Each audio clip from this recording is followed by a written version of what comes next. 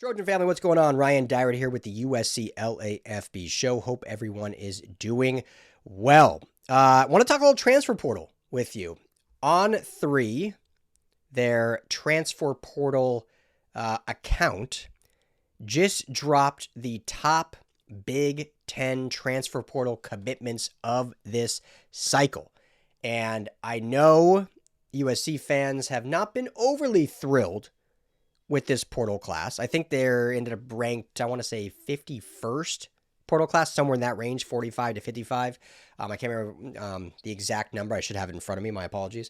But, it's a small class, obviously, small numbers, under 10 players, and I think they used a lot of strategy in who they went after, but there's some big name guys that I think fans wanted to see more push for, specifically at the linebacker position, maybe at the defensive line position, and a few others. But I've said it's not like an overwhelming class, but I thought it was very strategic, and I do like some of the players they added. Well, anyway, so of the top 10 in the Big Ten, USC lands 2 in the top 10, which would be tied for the most of all programs. No one had more than 2 within the top 10, again, according to these On3 transfer portal rankings. So I'll flash the graphic up here. Now I'll just go through them quickly. So at number 10, you have cornerback Smith Snowden. And it's funny because these rankings are like, a lot of them are players basically following their coach to their new school. So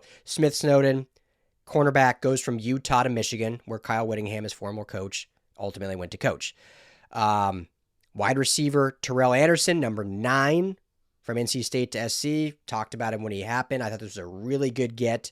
You're not spending the crazy amount of money for like Cam Coleman or Nick Marsh. A lot of people were saying when they looked at this class, like, man, did USC just run out of money? I don't think they ran out of money, but definitely it was not as much money as other teams had, considering what they spent on their recruiting class. I mean, that was, we said all along it was going to be a smaller transfer portal class. I thought they'd make a couple splashes. They did make one, which I'll get to. But Terrell Anderson, I think, was he's the 3rd ranked receiver in the portal, has experience. So you add his experience to the elite talent that is in the receiver room, and he's able to kind of anchor that room with Tanook Hines, and you can kind of bring up those young freshmen kind of a little bit slower because you have a guy that's been there, done that in the ACC, and Terrell Anderson. So he comes in at 9. Number 8 and 7. Now, these are, again, players that followed their coach. So quarterback Rocco Becht goes from Iowa State to Penn State following Matt Campbell. And tight end Benjamin Brahmer goes from Iowa State to Penn State following his coach. Number 6 is the next receiver that a lot of outlets, including myself, kind of thought, okay, USC is going to go get this guy. And that's Nick Marsh, Michigan State receiver that ends up going to Indiana. Great get for Indiana, who will be losing Elijah Surratt to the draft. They're great number 1 receiver, so they plug and play, basically replacing Surratt with Marsh. I'm not saying Anderson is better than Marsh, but I do think it's not a huge drop-off. So I think I like USC's get with Anderson, but there you have Nick Marsh at 6. Number 5, they have quarterback Dylan Raiola, who will sit this year, won't play, but he transfers from Nebraska to Oregon to sit behind Dante Moore. Number 4, quarterback Josh Hoover, who goes from TCU to Indiana. So there's Indiana's 2nd on the list. He'll take over for Fernando Mendoza and be their starting quarterback. And then at number 3, you get cornerback Jontez Williams. Doesn't follow his coach, Matt Campbell, Iowa State to USC, the number 1 cornerback in this transfer portal class. And all indications are should be plenty healthy. We'll see. I don't know if he's going to get any reps in spring. We'll follow up on that. I think I said before, it's looking like he will not be really ready till the fall, at least as a full go. But as long as he comes back and has a clean bill of health, which obviously USC believes he will have, he instantly becomes CB1. And it is a huge upgrade on the back end with a lot of youth and talent.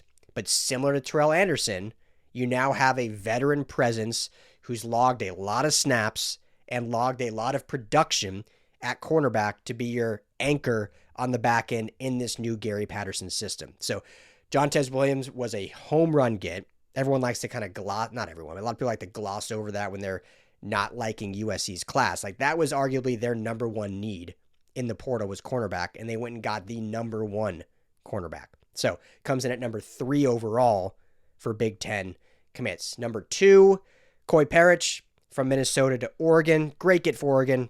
Great player.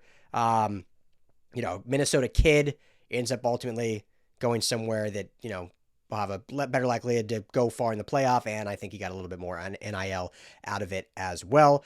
And number 1, an edge that I loved. I would have loved to see USC get him, but he ultimately follows his coach, so that was not a huge shock there in John Henry Daly going from Utah to Michigan following Kyle Whittingham. So 2 of the top 10 end up at USC.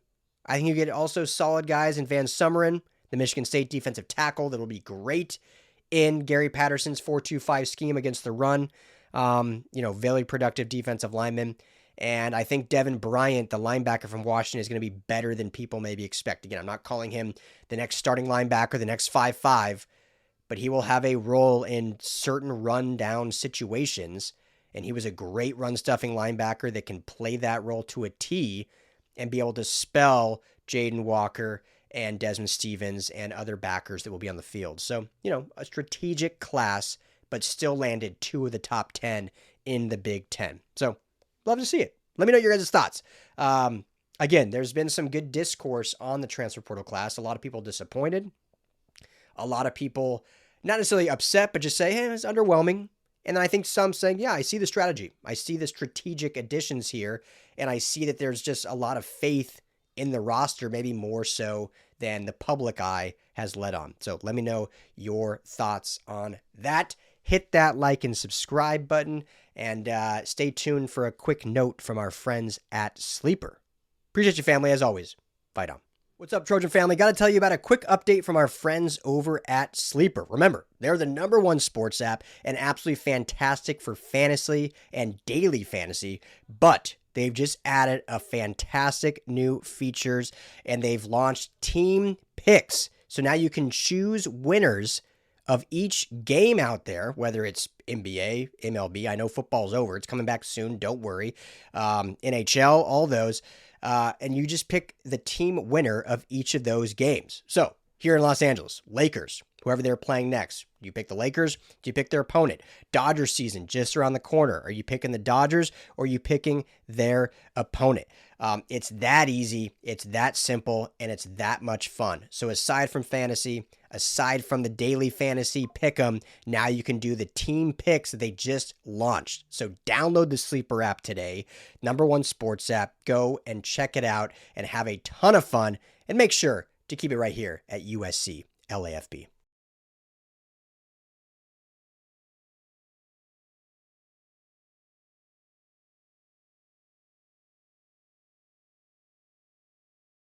I'm here on the job site with Dale, who's a framing contractor. Hey, good morning. Dale traded up to Geico Commercial Auto Insurance for all his business vehicles. We're here where he needs us most. Yep, they sure are. We make it easy for him to save on all his insurance needs, all in one place, with coverage that fits his business and bottom line.